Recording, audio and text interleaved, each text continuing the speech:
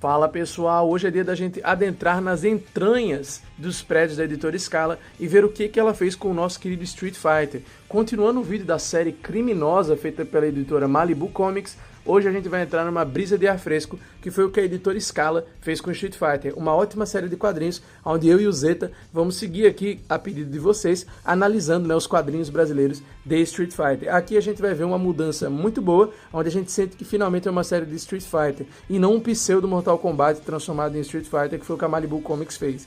E para você que caiu aqui de paraquedas, esse vídeo é uma parte 2, mas não sai daqui ainda, porque eu vou deixar a parte 1 no card, você pode assistir depois, porque como a editora Scala e a editora Malibu foram independentes uma da outra, você pode assistir essa parte aqui primeiro, porque não vai atrapalhar.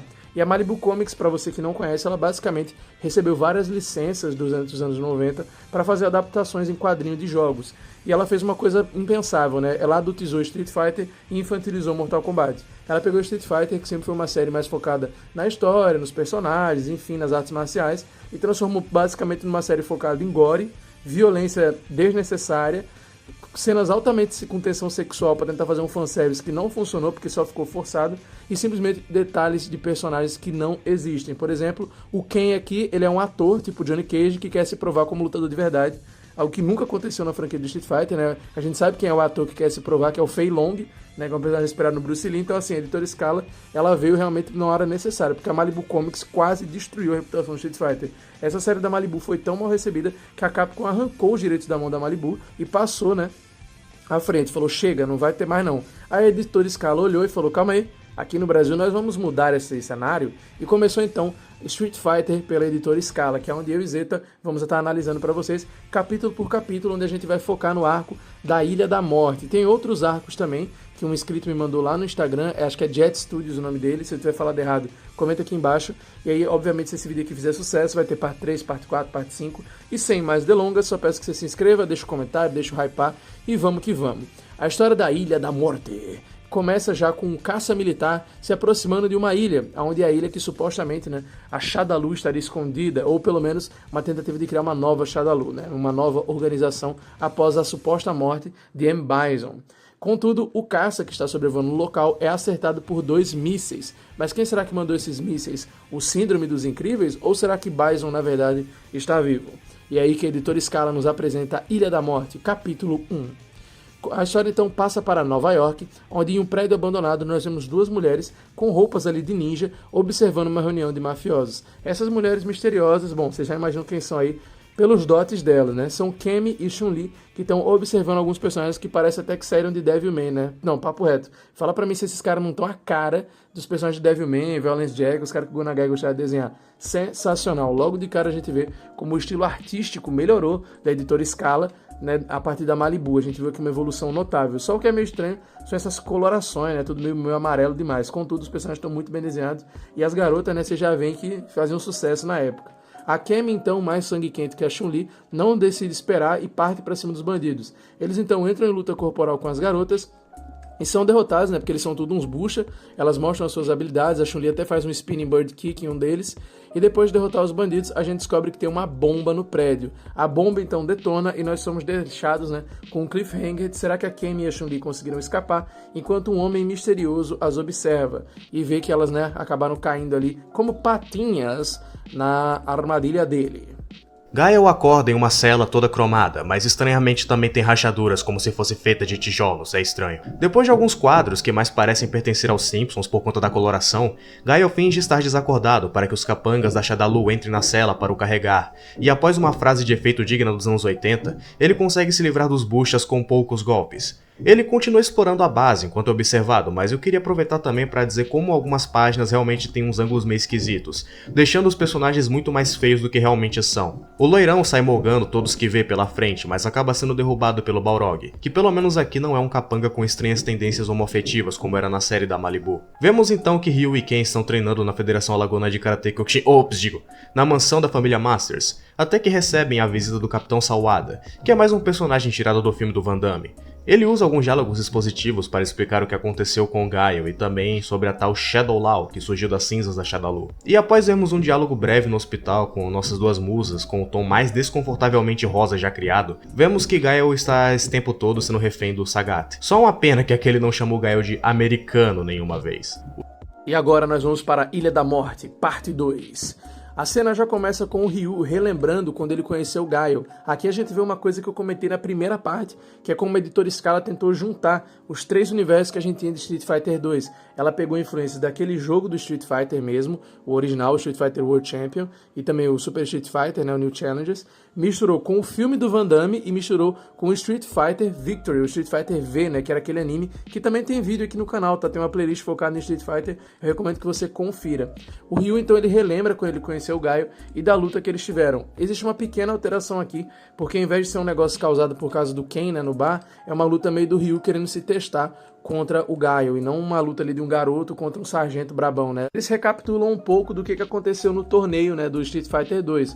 Aí a gente vê uma cena com, até bem legal esse quadrinho, que mostra todo o elenco, a gente vê o Blanka, o Ryu, o Ken, Honda, T-Hawk, Dalsin, Fei Long, Chun-Li, Kemi, DJ, Zangief, Sagat, todo mundo, velho. Aparece ali e eles mostram como no final os lutadores se juntaram para poder derrotar o Sagat e o Bison. E o Bison finalmente acabou morrendo. Com a base da Shadaloo deixada para explodir, o Sagat, o Vega e o Balrog fogem apesar de feridos e conseguem escapar, enquanto eles deixam o Bison para trás e supostamente assim o chefão acaba morrendo.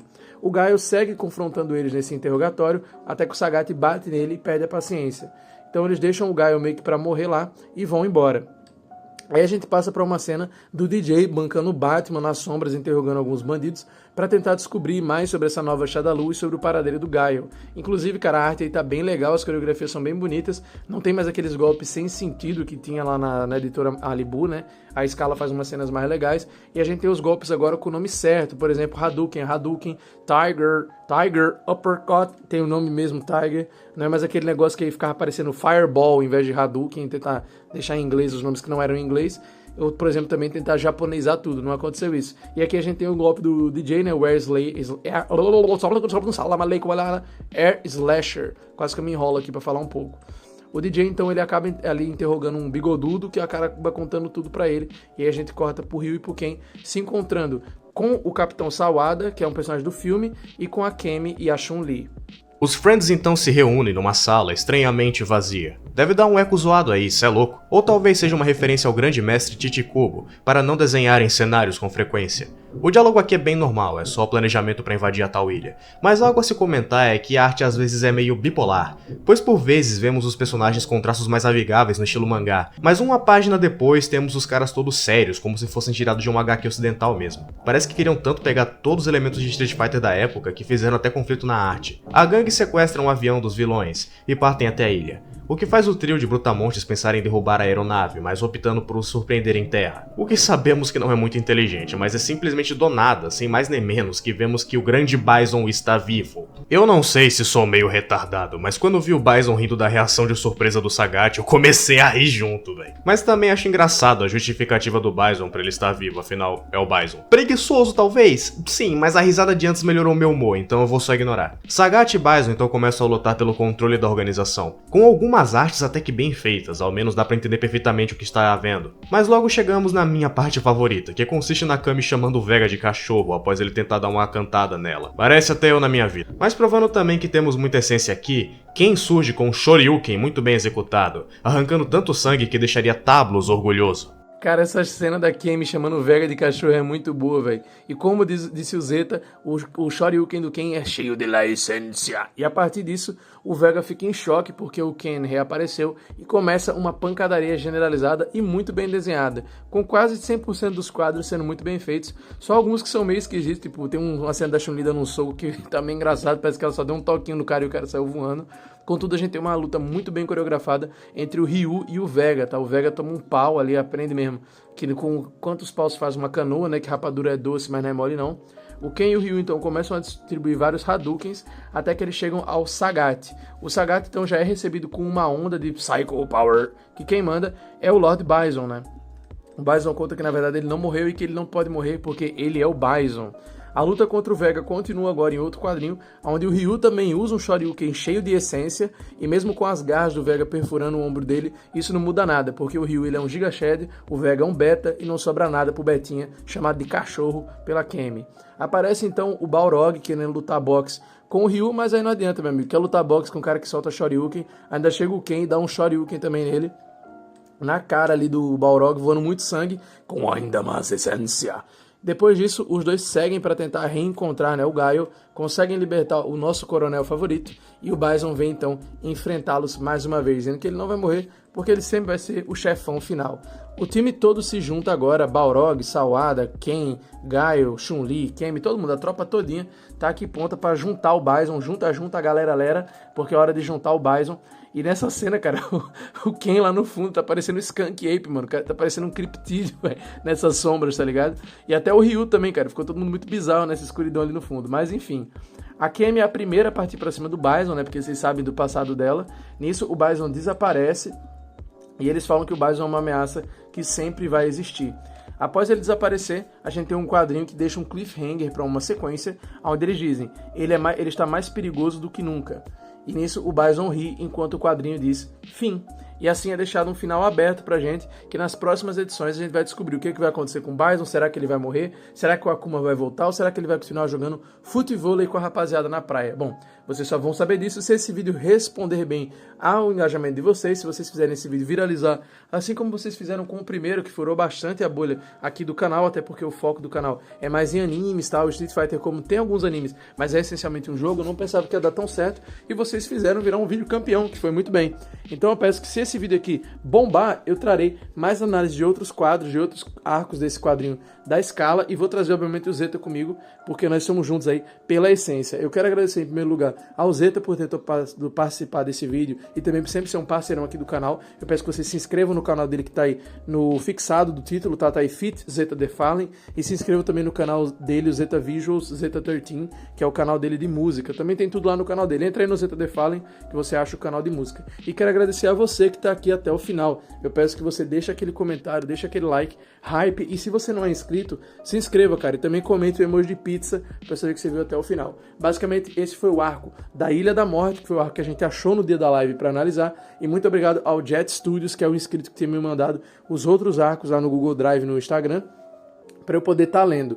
Então, se vocês gostarem desse vídeo, a gente traz os outros arcos da Editora Escala também, tá? Um forte abraço, fiquem com Deus e se cuidem.